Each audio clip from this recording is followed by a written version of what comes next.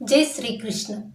तपस्विभ्योऽधिको योगी ज्ञानिभ्योऽपि मतोऽधिकः कर्मिभ्यश्चाधिको योगी तस्माद्योगी भवार्जुन।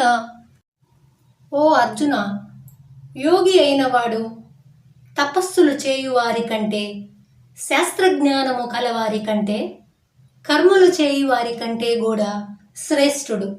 అందువల్ల నీవు యోగివి కమ్ము అని శ్రీకృష్ణుడు అర్జునుడితో చెప్పెను.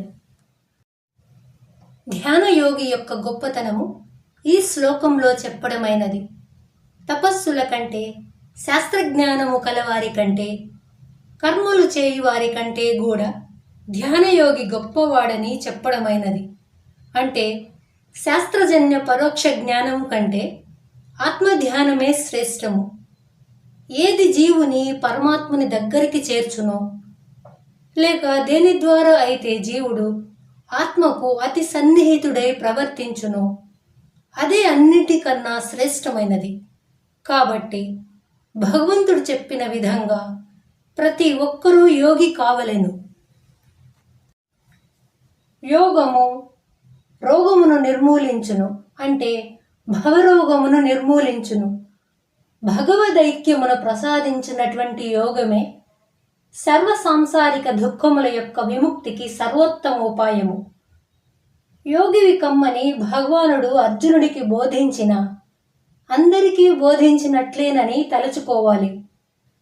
యోగులంటే జటాజూటములో కాషాయ వస్త్రములు ధరించి సాధవృత్తిని చేయువారని అర్థం కాదు.